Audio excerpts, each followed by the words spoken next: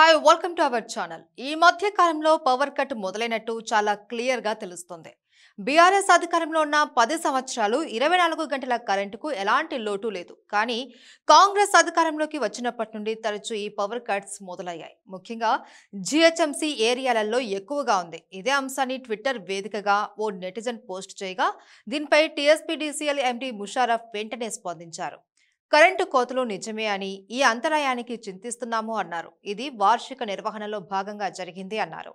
ప్రతి సంవత్సరం నవంబర్, జనవరి మధ్యలో ఈ వార్షిక నిర్వహణ ఉంటుందని, కానీ ఈసారి ఎలక్షన్స్ వల్ల డిసెంబర్లో చేయలేదు అన్నారు. అలాగే వచ్చేది వేసవి కాలం కనుక కరెంటు వినియోగం ఎక్కువగా ఉంటుంది. పైగా రబీ సీజన్ కాబట్టి రైతులకు కరెంటు అవసరం ఎక్కువగా ఉంటుంది. వీటన్నింటినీ దృష్టిలో పెట్టుకుని కరెంటు సప్లైలో కొంత సర్దుబాటు అవసరమని టీఎస్పీడీసీఎల్ ఎండీ ముషారఫ్ తెలిపారు. రాబోయే రోజుల్లో రోజుకు 2 గంటల పాటు కరెంటు కోతలు విధించే అవకాశం ఉండొచ్చు అని తెలియజేశారు.